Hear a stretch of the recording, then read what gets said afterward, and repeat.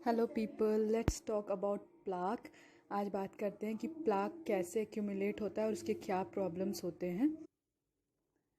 तो प्लाक किसको कहते हैं? प्लाक जो होता है ना, वो एक स्टिकी सा फिल्म होता है जो आपके दांतों के ऊपर एक कोट बना के रहता है। एक कोटेशन मतलब एक फिल्म, पतला सा लेयर होगा आपके दांतों के ऊपर।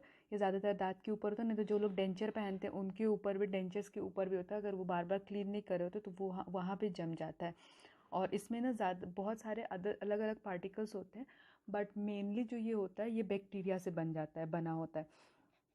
तो प्लाक एक जनरल टर्म है। इसमें सबसे पहले क्या होता है ना कि ये प्लाक होता कैसे। तो मेटेरिया अल्बा एक टर्म है। मेटेरिया अल्बा होता क्या है? वो एक सॉफ्ट सा एक्यूमुलेशन होता है, मोस्टली कंप्रोमाइज्ड ऑफ जो मेटेरिया एल्बा होता है ये बैक्टीरिया से बनता है। जो बैक्टीरिया होते हैं ना, जैसे ही हम ब्रश करते हैं, ब्रश करेंगे ना, तो ये वाला जो सरफेस होगा, आप जब अपने जीभ से इस सरफेस को टच करोगे ब्रश करने के तुरंत बाद, तो ये एकदम क्लीन लगेगा, आपको एकदम फ्रेश लगेगा। लेकिन थोड़ी ही देर के बाद, मतलब कुछ सेकेंड्स के बाद, अराउंड 30-40 सेकेंड्स के बाद, जैसे ही आप इसको टच करोगे तो आपको ना थोड़ा चिपचिपा लिबलिबा सा यहाँ पे लगेगा कि इसके ऊपर कुछ लेयर जमा हुआ है। तो वो क्या होता है ना कि जैसे ही आप ब्रश करते हो उसके कुछ सेकंड के बाद ही जो हमारे मुंह के, जैसे हमारे शरीर में आमतौर पे जो बैक्टीरियाज रहती है ना, वो बैक्टीरिया एक फिल्म कोट कर देती है यहाँ पे। वो तुरंत ही, जैसे आप साफ़ करते हो, साफ़ करने के बाद फिर तुरंत से वो यहाँ आ जाती हैं।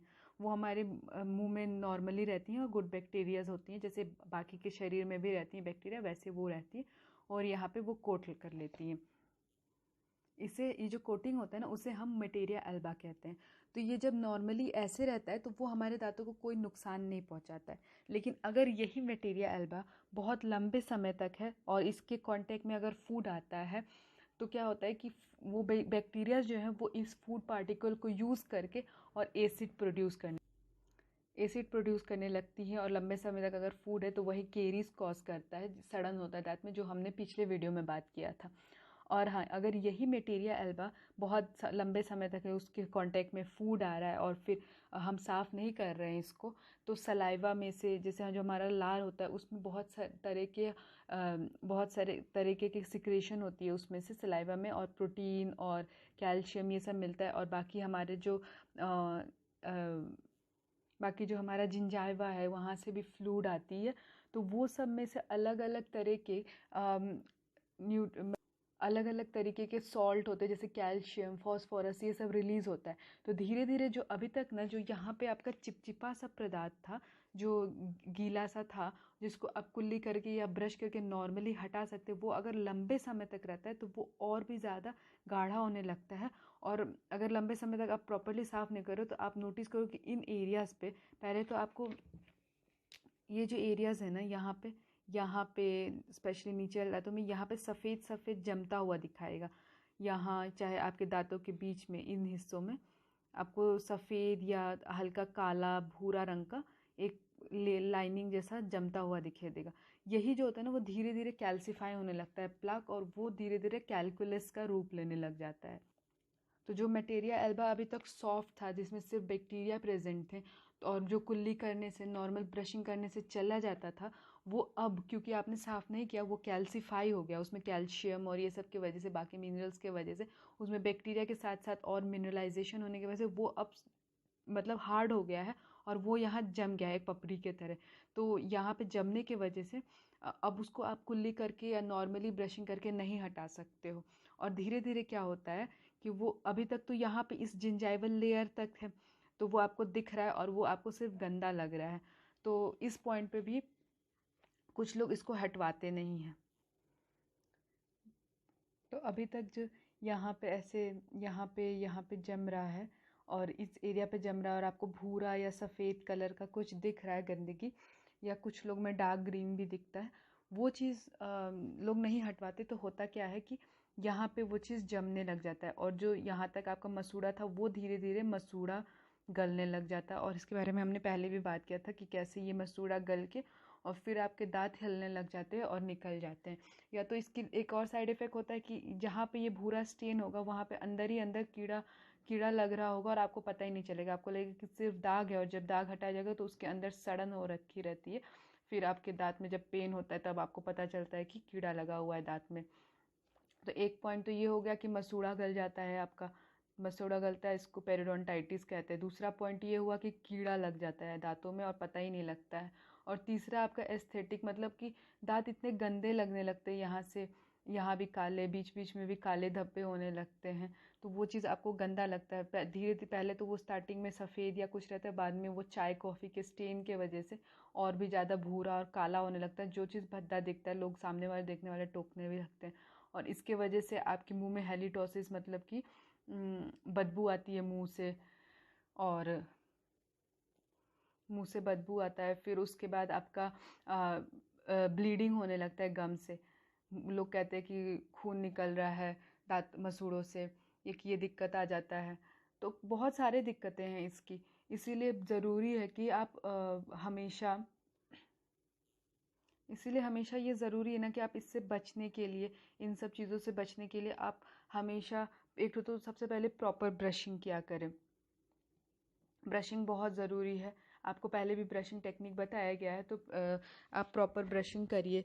और सोने से पहले तो ज़रूर से करिए, और ब्रशिंग टेक्निक का ख्याल रखिए। ये नहीं कि सिर्फ घिस रहे हैं, प्रॉपर जो वे है उस टेक्निक से आप ब्रशिंग करिए। दूसरा चीज़ जो है, आप मंथली मतलब 3 to 6 मंथ्स में अपना वो चेकअप कराते रहिए ओरल हाइजीन की बात। अगर अंदर अंदर कहीं रह जा रहा है, जिसमें जैसे आप पूरा कोशिश कर रहे हैं साफ़ करने का, लेकिन आपका दांत कहीं ऐसे टेढ़ा मेढ़ा है या लास्ट में आपको जहाँ दिखाई नहीं दे रहा है, तो वो डॉक्टर देख के सही कर सके स्टार्टिंग में ही, इससे पहले कि बहुत ज़्यादा प्रॉब्लम फंस जाए। और तीसरा बात ऐसा है कि 6 मंथ्स to 1 ईयर में आपको स्केलिंग कराना बहुत ज़रूरी होता है।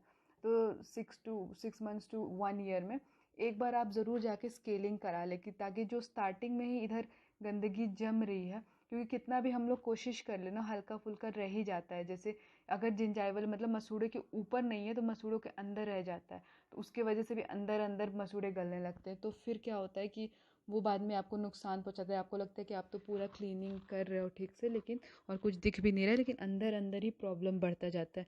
तो एक बार दिखा लिया करें और प्रॉपर स्केलिंग करा लिया करें, तो ये जो प्रॉब्लम है वो नहीं बढ़ेगी आपकी।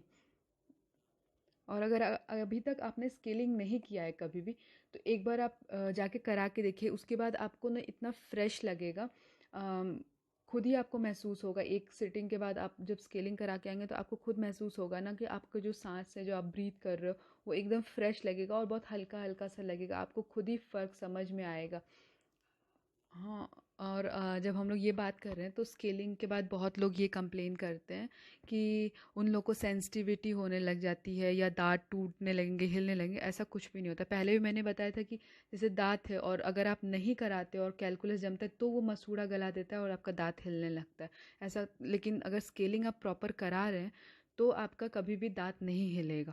क्या होगा कि अगर मसूड़े का पहुंच यहाँ तक है, तो ये यहीं पर रुक जाएगा, तो ये आपके दांत को, और बाद में ये मतलब अगर उस समय जब तक आपके गंदगी है ना, तो इन्फ्लेम्ड रहते हैं, मतलब कि सूजन रहता है, तब ढीला रहता है दांत। लेकिन जब आप सफाई करा लेते हो, तो फिर से ये अच्छे से इसको होल्ड कर लेता है, और जहाँ तक आपका मसूड़ा है वो वहीं तक रुका रह जाता है। और कुछ लोग बोलते हैं कि सेंसिटिविटी होने लगती है, झंझनाहट होने लगती है। तो उसका ये कारण होता है ना, देखो सेंसिटिविटी होती है कुछ लोगों में स्केलिंग के बाद, लेकिन वो ज़्यादा दिन तक नहीं रहती है। वो मैक्सिमम टू मैक्सिमम 1 वीक, 3-4 दिन में वो ठीक हो जाता है। ऐसे तो क्या होता है ना कि जैसे आपका जो ये दांत का पोर्शन है, जो आपका मसूड़ों के ऊपर जो दांत का पोर्शन दिख रहा है, वो दांत में आपका इनेमल होता है। इनेमल जो होता है ना, यही आपको सेंसिटिविटी और ये सबसे प्रोटेक्ट करता है। बाकी जो ये दांत है, इसमें जो जड़ें हैं ना आपकी, इसमें इनेमल नहीं प्रेजेंट होती है, सीमेंटम होता है। तो ये पोरस होता है, ये पोरस होता है, और इसमें आपका हवा पानी सब लगता है। जैसे कि इनेमल के बाद अगर डेंटिन एक्सपोज है, अगर आप दांत बहुत घिस रहे हैं, तो इनेमल के बाद जब डेंटिन लेयर में पहुंचता है, तो आपको सेंसिटिविटी होती है, क्योंकि उसमें वो भी पोरस होता है। लेकिन जब तक आपका इनेमल इंटैक्ट है, अगर इनेमल सही से है आपका, तो आपको सेंसिटिविटी नहीं होगी। लेकिन जो पेशेंट्स में यहाँ पे, जिन लोगों में मतलब मसूड़ा गल गया है और रूट एक्सपोज हो गया है, सपोज कि आपको यहाँ तक सफ़ेद परत दिख रहा है वो कैलकुलस का, और आप स्केलिंग, और आपका मसूड़ा यहाँ तक गल के आ गया, तो जब आप स्केलिंग कराओगे, तो ये पार्ट जो होता है वो खाली हो जाता है। ये आपका क्राउन पोर्शन है जो इनेमल से ढका है, और यहाँ आ गया मसूड़ा। ये बीच का पोर्शन जो है ना, ये आपका रूट है, और ये पोरस है, ये वाला हिस्सा पोरस है। तो ये अब खुला हो जाता है। पहले तो इस पे कैलकुलस जमा हुआ है, गंदगी जमी हुई है, तो उसको ढक के रखा। लेकिन जब ये पार्ट खुल जाता है तो कुछ समय लगता है इसको हील होने में। तो इसीलिए आपको उस समय झंझनाहट या थोड़ा बहुत मतलब हाँ हवा पानी हवा जैसे सांस भी लेते हैं तो लोग कहते हैं कि हवा आता है तो लगता है, या गर्म पानी ठंडा पानी लगेगा, तो आपको बस कुछ भी नहीं घबराना है उस टाइम। जैसे डॉक्टर्स बहुत टाइम एंटीबायोटिक्स भी दे देते हैं, और एंटीबायोटिक नहीं भी तो माउथ वॉश तो पक्का रिकमेंड करेंगे, तो आप माउथ वॉश करते रहिए और गर्म और ठंडा दोनों अवॉइड करिए, गुनगुना खाया करिए। 1 हफ्ते के बाद आपका जो भी प्रॉब्लम है वो सॉल्व हो जाएगा। तो इसमें कोई घबराने की बात नहीं होती, वो इसी के वजह से होता है। ऐसा नहीं है कि कुछ लोग कहते हैं कि डॉक्टर पता नहीं कैसे दांत घिस देंगे, पहले दर्द नहीं था अब दर्द बढ़ गया, ये कुछ, ये डॉक्टर की कोई गलती नहीं होती है। ये जो होता है ये आपका रूट क्योंकि एक्सपोज हो जाता है, क्योंकि साफ़ किया गया होता है, तो इसीलिए इसके वजह से तो ये बहुत नॉर्मल चीज़ है, और ये 1 वीक में वापस से ठीक हो जाता है।